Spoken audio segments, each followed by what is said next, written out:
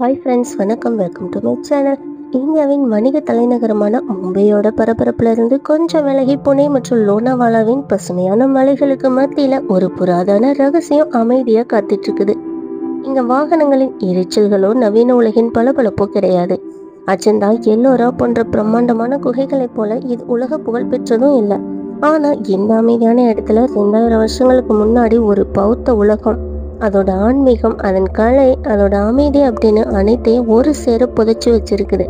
ஒரு காலத்துல ஞானத்தை தேடிய துறவிகள் தங்களோட ஆன்மாவுக்கு அமைதி கண்ட இடமே இதுதான். அதுதான் பெட்சே குகைகள். இந்த குகைகள் வெறும் பாறைகள்ல செதுக்கப்பட்ட குகைகள் மட்டும் கிடையாது. அவை ஒரு காலத்துல உயிர் நிறைந்த வழிபாட்டு தலங்களாகவும் பௌத்த துறவிகளுக்கு அமைதியான புகலிடங்களாகவும் ஞானத்தின் மையங்களாகவும் இருந்திருக்கு. அது எல்லாமே காலத்தினால கைவிடப்பட்டு இருள மறைஞ்சு மறுபடியும் நவீன உலகத்தினால கண்டெடுக்கப்பட்ட ஒரு வியக்கத்தக்க கதை தான் இது. பெட்சே குகைகளின் ரகசியங்கள் என்ன, இங்க வாழ்ந்தவங்க யாரு, அவங்களுக்கு என்ன நடந்துச்சு, மகாராஷ்டிராவின் பரபரப்புல மறைஞ்சிருக்கிற இந்த 1000 ஆண்டு ரகசியத்தை தான் நாம் இன்னைக்கு வீடியோல பார்க்க போறோம். புனே மற்றும் லோனாவாலா நகரங்களுக்கு பக்கத்துல மிகவும் தனிமைப்படுத்தப்பட்ட மலைப்பகுதிகள் இருக்குது. அங்கேதான் இருக்குது இந்த பெட்சே குகைகள். இந்த இடம் ஒரு காலத்துல கொங்கன் கடற்கரைக்கும் தக்கான பீடபூமிக்கு இடையிலான முக்கியமான பண்டைய வணிக பாதையின் ஒரு பகுதியா இருந்திருக்கு. வணிகர்களும் வணிக குழுக்களும் தங்களோட பயணங்களின் போது இந்த மலைப்பாதையை தான் கடந்து போயிருக்காங்க. இவங்க எல்லாருமே பௌத்த மதத்தை ஆதரிச்சவங்களா இருந்திருக்காங்க. பயணத்தின் கடினமான சவால்களை எதிர்கொண்ட வணிகர்கள் அமைதியையும் ஆன்மீகத்தையும் தேடியிருக்காங்க. இந்த குகைகள் கிமு முதல் நூற்றாண்டுல இருந்து கிபி முதல் நூற்றாண்டுக்கு இடைப்பட்ட காலத்துல கட்டப்பட்டது. இது இந்திய குகை கட்டிடக்கலையின் ஆரம்ப காலகட்டம்னே சொல்லலாம். இந்த குகைகளை உருவாக்குனவங்க பௌத்த பிக்குகள் மற்றும் வணிகர்கள், மன்னர்கள் போன்ற செல்வந்தர்கள் அவங்களுக்கு ஆதரவு கொடுத்திருக்காங்க. ஒரு பெரிய மலைப்பாறையில சிற்பிகளால செதுக்கப்பட்டு இந்த ஆன்மீக கூடங்கள் உருவாக்கப்பட்டிருக்கு. அது எல்லாமே பிக்குகளுக்கு தங்கும் இடமாகவும் தியானம் செய்வதற்கான இடமாகவும் வழிபாட்டு மண்டபமாகவும் இருந்திருக்குது. பெட்சே குகைகள் 2 முக்கிய குகைகளை வச்சிருக்கு. ஒரு சேத்தியம் எனப்படும் வழிபாட்டு மண்டபமும் ஒரு விகாரம் அப்படின்னு சொல்லப்படுற மடாலயமும். இது ரெண்டுமே பக்கத்துல தான் இருக்கு. சேத்திய மண்டபம் குகை எண் 7. இது பெட்சே குகைகளின் மிக முக்கியமான மற்றும் பெரிய பகுதி. இந்த மண்டபம் ஒரு குதிரையிலான வடிவிலான நுழைவாயிலை கொண்டது. இந்த வடிவமைப்பு ஒளியை உள்ளே அனுமதித்து மண்டபத்தின் உள்ளே உள்ள தூபியை ஒளிரச் செய்யும் விதத்தில் இருக்குது. மண்டபத்தின் உள்ளே ஒரு பெரிய வட்ட வடிவமான தூபியும் இருக்குது. தூபி புத்தரின் உடல் எச்சங்களை கொண்ட ஒரு நினைவு சின்னமா கருதப்படுது. இந்த மண்டபத்துல தான் பௌத்த பிக்குகள் தங்களோட தினசரி பிரார்த்தனைகளை நடத்தியிருக்காங்க. விகாரம் குகை எண் 11. இது பிக்குகள் தங்குவதற்கான ஒரு மடாலயம். இதுல ஒரு பெரிய மண்டபமும் அதை சுற்றி பல சின்ன அறைகளும் இருக்குது. இந்த அறைகள் பிக்குகள் ஓய்வெடுக்கும் தியானம் செய்யவும் பயன்படுத்தப்பட்டிருக்குது. இந்த குகைகளின் கட்டிடக்கலை எளிமையாகவும் நேர்த்தியாகவும் இருக்கும். அச்சந்தா இல்லைன்னா எல்லோரா குகைகளை போல சிக்கலான சுவர் ஓவியங்கள் இங்க இருக்காது. பெட்சே குகைகளின் மிக முக்கியமான சிறப்பு அதன் தூண்களிலும் முகப்பிலும் செதுக்கப்பட்டுள்ள அரிய சிற்பங்கள் தான். இந்த குகைகளின் சிற்பங்கள் பிற்கால குகைகளில் காணப்படாத ஒரு தனித்துவமான அம்சத்தை வச்சிருக்குது. சேத்திய மண்டபத்தின் முகப்பில் உயரமான அழகான தூண்கள் இருக்குது. இந்த தூண்களின் தலைப்பகுதியில விலங்குகளும் மனித உருவங்களும் செதுக்கப்பட்டிருக்கு. யானைகள், குதிரைகள் மற்றும் மனிதர்கள் சிலைகள்ல இணைஞ்சு காணப்படுறாங்க. இது அன்றைய சமூகத்தின் கலாச்சாரத்தையும் கலை திறனையும் காட்டுது. தூண்களின் மீதுள்ள மனித உருவங்கள் ஒருவேளை இந்த குகைகளை உருவாக்க நிதி உதவி கொடுத்தவங்க இல்லைன்னா அரச குடும்பத்தை சேர்ந்தவங்களா இருக்கலாம் அப்படின்னு நம்பப்படுது. அவங்க ஒரு பௌத்த புனித சின்னமான தர்ம சக்கரத்தை கையில தாங்கி இருப்பது போல செதுக்கப்பட்டிருக்காங்க. குகைகளின் உள்ளே புத்தரின் சிலைகள் மற்றும் போதிசத்துவர்களின் சிற்பங்கள் காணப்படுது. இவை பௌத்த மதத்தின் அமைதியான தத்துவங்களை வெளிப்படுத்துது.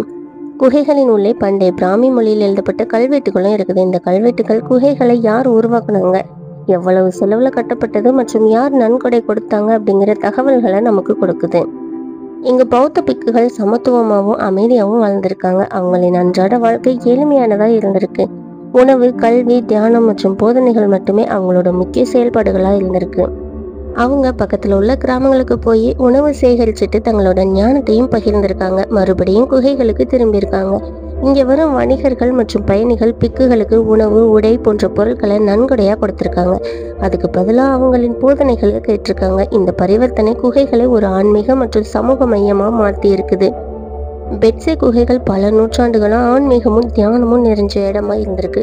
ஆனா ஒரு கட்டத்துல இந்த அமைதி செதஞ்சிருச்சு. கிபி 2ஆம் நூற்றாண்டுக்கு பிறகு பௌத்த மதம் தக்கான பகுதியில தன்னோட செல்வாக்கம் மெல்ல மெல்ல இழக்க ஆரம்பிச்சிருச்சு.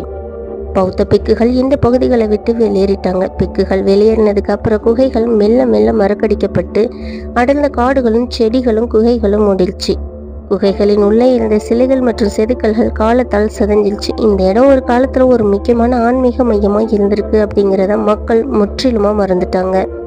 பல நூற்றாண்டுகளுக்கு அப்புறம் 19ஆம் நூற்றாண்டுல பிரிட்டிஷ் ஆட்சியின் போது வரலாற்று ஆராய்ச்சியாளர்களால இந்த குகைகள் மறுபடியும் கண்டெடுக்கப்பட்டிருக்குது.